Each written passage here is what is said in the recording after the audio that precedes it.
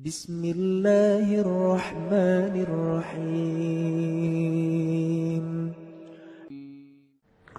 Dan ada riwayat lain masih di nomor yang sama. Kita baca dulu semua riwayatnya. Nomor 77 ini dari juga riwayat Bukhari. Ibnu Abbas juga meriwayatkan, beliau berkata, "Kana akhiru qawli Ibrahim alaihi salam hina ulqiya finnar, hasbunallah wa ni'mal wakil." Akhir kata-kata Nabi Ibrahim alaihissalam saat dilemparkan ke dalam api ialah, "Cukuplah Allah menjadi penolong kami dan Allah adalah sebaik-baik pelindung." Surah Al-Imran 173. Kalimat ini kalimat penolong di saat seseorang muslim dalam keadaan genting, dalam keadaan sulit. Bahkan seseorang kalau bisa mengamalkan dalam setiap ucapannya ini, baik itu masalah kecil atau masalah besar, dia mengatakan hasbunallah wa ni'mal wakil. Kata para ulama, Allah pasti akan tutupi permasalahannya itu. Dan Ibnu Abbas radhiyallahu anhu menyebutkan di sini tentang masalah Ibrahim alaihissalam mengucapkan pada saat dilempar di api untuk menjelaskan, ketahuilah kalau Ibrahim alaihissalam selamat justru karena kalimat ini. Api berkobar, dilempar ke dalamnya dan selamat justru karena kalimat hasbunallah wa ni'mal wakil. Ada yang fitnah Bapak Ibu sekalian, hasbunallah wa ni'mal wakil. Ada yang ganggu, hasbunallah wa ni'mal wakil. Selalu kita ucapkan, Allah akan jadi pelindung bagi dia, ya. Kita pasti akan ditolong dan kita akan dilindungi. Dan kasus Nabi Muhammad SAW disebutkan dalam hadis ini, dan Nabi Muhammad SAW ucapkan pada saat orang-orang berkata kepada beliau. Jadi ini ahli tafsir mengatakan ini terjadi pada saat kasus Hamrat Asad, peperangan Hamrat Asad. Jadi di perang Uhud Nabi SAW muslimin sempat terkalahkan dan luka-luka semua badannya. Ini pernah saya ceritakan kisahnya. Tidak ada satupun sahabat termasuk Nabi SAW kecuali luka. Dan minimal mereka punya 3 luka di badannya. Sabetan pedang, tombak, luka semuanya. Sampai ada sahabat gak bisa lagi jalan. Tinggal dipikul lalu dimasukkan ke dalam rumahnya. Itu terjadi di tahun 3 Hijriah di hari Sabtu. Pas sudah selesai perang terjadi habis duha. Kemudian selesai peperangan menjelang asar. Sudah sore, orang-orang musyrik sudah pulang. Nabi SAW pulang bersama muslimin. Jenazah-jenazah dikuburin syuhada Uhud, kemudian pulang ke Madinah. Waktu tiba di Madinah, tiba waktu sholat maghrib dan isya, Nabi SAW imami sholat sedikit sekali sahabat yang hadir. Karena mayoritasnya luka di perang. Yang ikut perang kan sekitar 700 orang, ya, bersama Nabi SAW. Maka yang tinggal di masjid orang-orang tua, anak-anak gitu. Ada juga sahabat yang masih merasa kuat hadir bersama Nabi SAW. Rupanya Nabi pada saat itu menerima wahyu. Pas habis sholat subuh menerima wahyu. Kalau perintah Allah seluruh yang ikut di Uhud kemarin keluar kejar Quraisy. Dan tidak boleh orang baru, harus mereka saja yang luka-luka itu, gitu kan? Ini luar biasa nih kisahnya, sampai-sampai kita bisa bayangkan kalau kena pisau dapur saja tangan kita, ya, dan berdarah itu sudah sakit luar biasa. Atau mungkin kena apalah ya, kakinya kena paku misalnya. Ini badan mereka minimal diantara mereka itu kena 3 sabetan pedang atau tusukan tombak, luka. Ada yang penuh 70 luka di badannya, gitu kan? Tapi perintah Allah SWT suruh keluar mereka. Maka para utusan Nabi SAW keliling Madinah. Wahai yang hadir di Uhud kemarin, dan bukan selain kalian, tidak boleh orang baru, bukan orang yang sehat, yang sakit-sakit itu kemarin. Semuanya kalian diperintahkan oleh Allah, wahyu telah turun kepada Nabi SAW untuk menyerang Quraisy. Uniknya pada saat itu, semua sahabat yang tadinya luka-luka ini bangkit, bangun. Ada yang jalan merangkak, ada yang dipikul sama temannya, ada yang dibantu oleh anak-anaknya dinaikkan di atas kuda. Pokoknya mereka jalan semua. Sampai ada 2 anak muda, seluruh kepalanya sampai kakinya luka. Adik kakak umur 16-15 tahun dua-duanya. Mereka tergeletak, ibunya lagi rawat. Lewat depan rumah mereka utusan Nabi SAW. Hai yang sudah ikut di Uhud kemarin muslimin, Rasulullah SAW menerima wahyu menyuruh kalian menyerang Quraisy. Dan Nabi SAW menunggu sekarang di pintu gerbang Madinah. Maka si kakak bilang sama adiknya, bagaimana bisa kita tetap di ranjang sini sementara utusan Rasulullah SAW sudah memanggil kita? Adiknya bilang, bagaimana caranya kita pergi? Bergerak dari ranjang aja nggak bisa. Kata kakaknya, saya seret kamu beberapa langkah, kamu seret saya beberapa langkah. Harus kita pergi. Lalu mereka saling seret-seret berdua dalam kondisi luka. Sampai orang yang lihat menyaksikan nangis semua pada saat itu.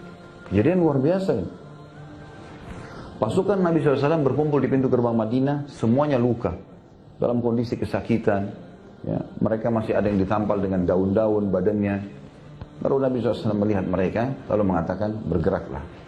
Bergerak, jalan. Bukan pasukan baru ini. Rupanya, orang-orang munafik di Madinah mengirim informasi kepada Quraisy. Quraisy masih istirahat di satu tempat namanya Hamrat Asad. Lokasi. Ya, kalau Hamrat Asad ini terjemahnya sebenarnya singa merah ya. Itu makna, itu nama sebuah gunung di sana. Yang gunung itu kelihatannya bentuknya mirip singa dan warnanya kemerah-merahan. Itu sebagian ahli sejarah mengatakan. Sebagian lagi mengatakan memang di situ diberikan nama saja Hamrat Asad. Ya. Maka orang-orang Quraisy bingung. Mereka lalu bertanya kepada orang-orang munafik yang datang bawa informasi. Yang Muhammad bawa ini, pasukan baru atau pasukan kemarin? Kata mereka yang kemarin, dalam kondisi luka-luka. Gitu. Jadi bukan orang baru untuk berperang. Ternyata itu malah melemahkan Quraisy. Karena mereka mengatakan, bagaimana bisa orang yang luka-luka mau berperang? Berarti mereka betul-betul mau mati. Ini bahaya, bisa dendam. Daripada kita menghadapi mereka, lebih baik kita pulang ke Mekah bawa berita kemenangan. Lalu mereka mengutus beberapa orang menuju ke pasukan Nabi SAW untuk menakut-nakuti. Datanglah beberapa orang ke pasukan Nabi SAW lalu mengatakan, hai Muhammad, dari jauh, hai muslimin, kalian mau melawan lagi? Kemarin kan sudah kalah. Gitu kan? Dan itu terjadi hari Ahadnya. Karena Nabi SAW keluar hari Ahad pagi. Quraisy juga sudah bergerak meninggalkan Hamrat Asad. Janganlah kalian melawan. Karena pasukan Quraisy 2.000 lebih. Pasukannya kan 3.000 orang. Ada korban beberapa orang. 2.900 pasukan Quraisy masih ada. Mereka sudah kuat dan mereka akan menyerang kalian. Supaya takut itu. Ternyata seluruh sahabat bersama Nabi SAW itu 700 orang atau 630 orang. Karena ada 70 korban Uhud ya pada saat itu. Mengatakan hasbunallah wa ni'mal wakil. Allah sebaik-baik penolong dan pelindung. Itu makna daripada potongan perkataan Ibnu Abbas radhiyallahu anhu dan Nabi SAW ketika mereka mengatakan kepada Nabi SAW, ya, sesungguhnya orang-orang telah bersatu untuk melawan kalian. Artinya Quraisy akan kembali melawan. Maka takutlah kepada mereka, pulanglah ke Madinah sebelum kalian dibunuh semua.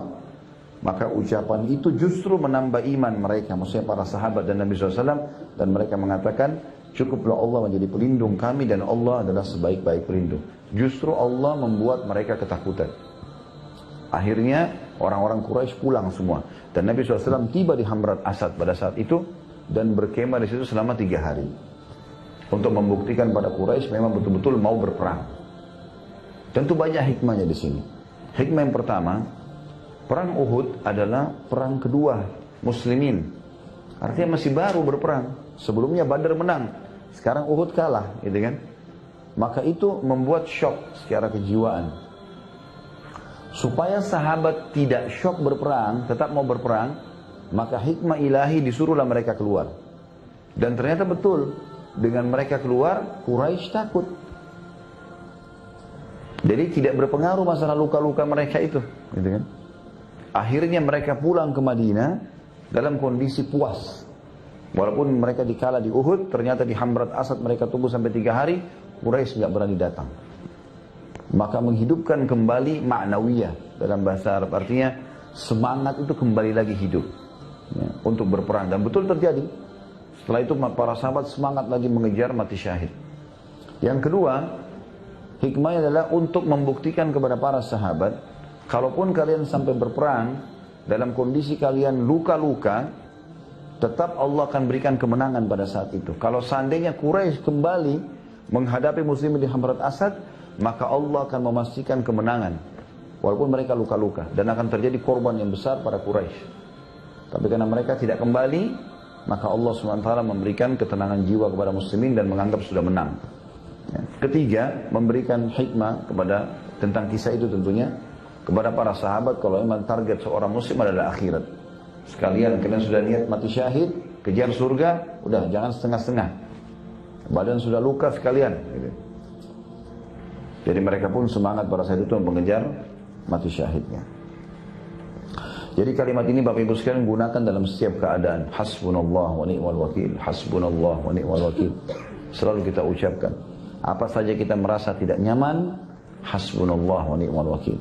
Keinginan belum terpenuhi, ya, niat-niat belum tersampaikan, kaki belum sampai ke tujuan, ya, tangan belum sampai menjama. Hal itu adalah hal-hal yang merupakan hak kita dan keinginan yang baik, maka hasbunallah.